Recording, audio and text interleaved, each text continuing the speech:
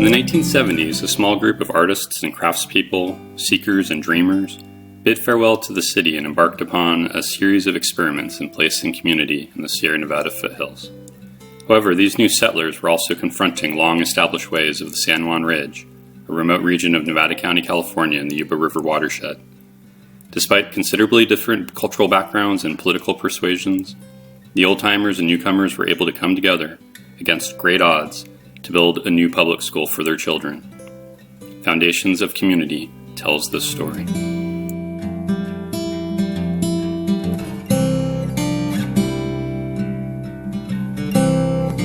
In the 1960s, the San Juan Ridge, known to locals simply as the Ridge, was primarily still the home of the mining, logging, and ranching families who had settled there during the previous 100 years. At the time, some of the original one-room schoolhouses of that era were still in operation. Toward the end of the decade and on into the next, a new generation of homesteaders began to arrive in search of a simpler lifestyle and a connection with the land. A state law requiring existing schools to be earthquake-resistant by 1970 would compel the community to build a new school.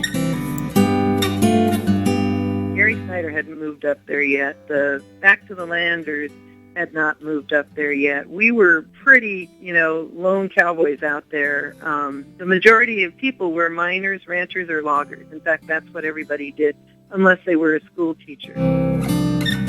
So the state just said, hey, you need some new schools out here. Plus, there was a whole bunch of people moving in, right? Mm-hmm. And having kids, and so the schools were starting to grow, and then the state said, you really need some schools, but the state didn't want to build two separate schools. In 1971, the newly unified school district hired the same architects who had previously designed the San Juan Ridge home of poet Gary Snyder, and who were sympathetic to the rural values of the community. A movement toward windowless, industrial-style school buildings had gained popularity since World War II, but the residents of the San Juan Ridge, not too surprisingly, wanted a different kind of school.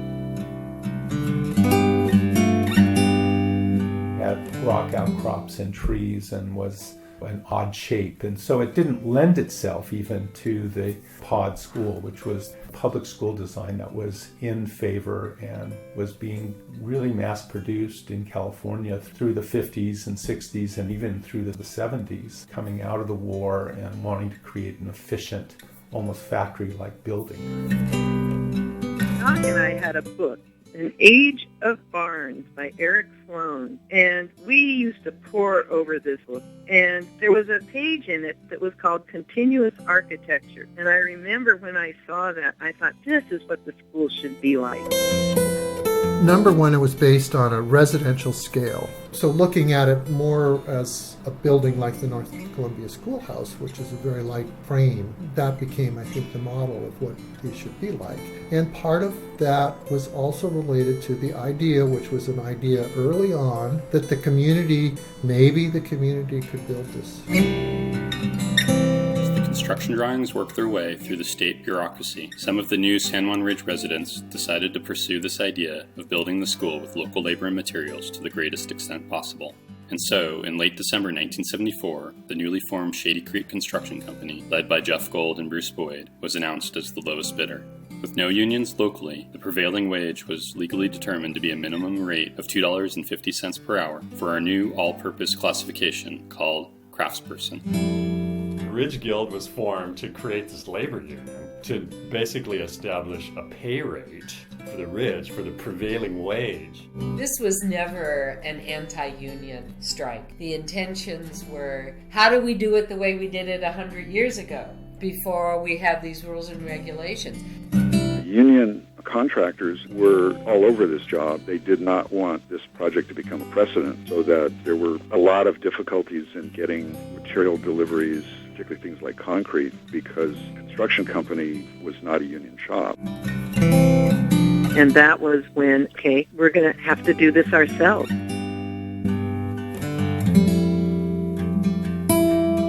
Neither the school district nor Shady Creek Construction had anticipated such opposition from the labor unions. Despite honest attempts to explain the exceptional nature of the project and hear out the objections of the unions, the dispute continued unresolved. With summer fast approaching, in June 1975, Shady Creek Construction prepared to mix on site over 300 cubic yards of concrete for the foundation, with the help of enthusiastic yet unskilled volunteers.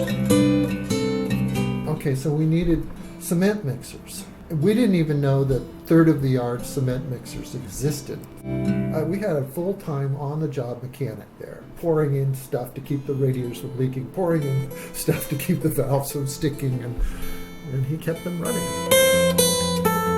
We then had to galvanize community workdays to actually mix and pour the foundation, which was a daunting task in itself. It always stayed in my mind, we were like ants at an anthill. There were these big piles of different size of aggregate, and people's wheelbarrows had a certain weight and aggregate size that they were to contribute to this mix. And so they would go over and load their wheelbarrow up, and to make it accurate, the wheelbarrows had to be weighed.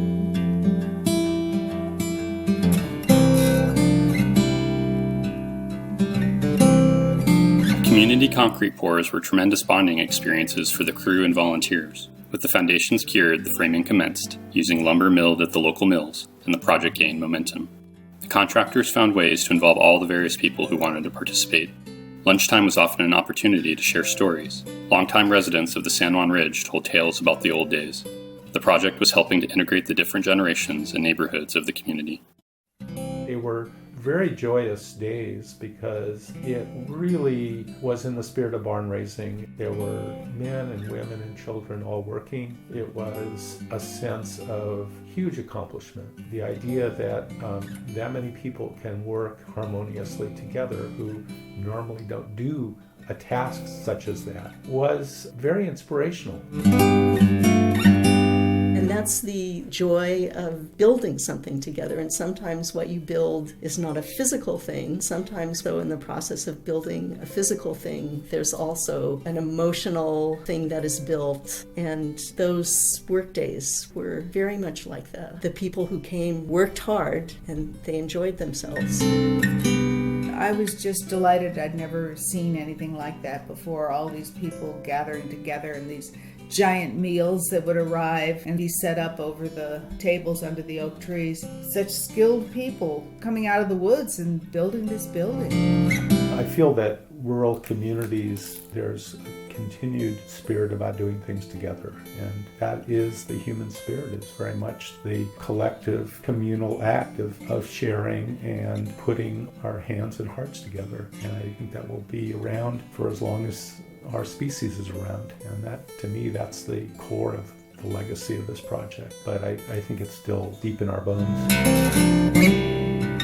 One of the benefits of building Oak Tree School with local labor was the ability to recruit artists to apply special touches. It was this extraness that distinguished the project and imbued it with a sense of collective ownership. When completed, the school was a one-of-a-kind art piece created by the San Juan Ridge community. The extraness was very apparent to all of us kids. The library was really exciting, and I remember how the beams hit these beautiful polished rocks and how there was silver and turquoise embedded into the beams that made the structure of the library room. As I grew older, I certainly knew that the community was something different. Then later in my life, I came to appreciate some of the artists and craftsmen and amazing people who lived up there by choice. By April 1976, the finishing touches were being applied to Oak Tree School. Shady Creek Construction Company had finished the job on schedule as promised. Teachers, parents, and students welcomed the completion of the school with a big celebration, featuring poetry, puppet theater, and local bands. In the fall, the first full school year at Oak Tree School commenced. The joy of the whole thing of teaching in the beginning was that you were teaching everybody. You were teaching everyone's kids. The kids with parents with professional backgrounds, the kids whose parents didn't work, the kids whose parents, had driven log trucks their whole life. It was everyone, and the children, they meshed together just delightfully. Soon after the school had been completed and students and teachers were embarking on their first full year, the community was dealt a devastating blow. On February 4th, 1977, almost all the buildings comprising the original Oak Tree School campus burned to the ground. Various theories have been offered regarding the cause, from sabotage to psychic, but it ultimately remains an unsolved mystery. The original builders, fatigued by the arduous process to build the school the first time, declined to bid on the job again. While the school was rebuilt, this time with union labor from out of the area, the children attended school temporarily in the old one-room schoolhouses, which Oak Tree School originally had been built to replace. When Oak Tree School caught fire, my mom was dating the principal, Pink Milano, and he went to go save it, and he threw us all in his car and drove over there, and it just burned down. We just watched it burn, because by the time we all got there, it was burning. And so it was a memory that I had of sitting in the back of the car and watching the school burn down.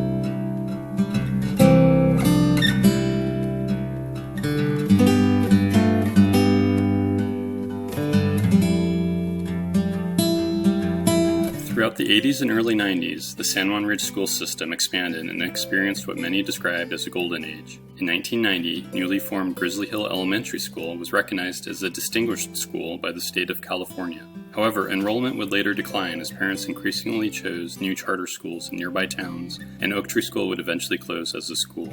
Today, it hosts a vibrant family resource center providing social services, art classes, and other opportunities for children. The story of Oak Tree School remains unfinished.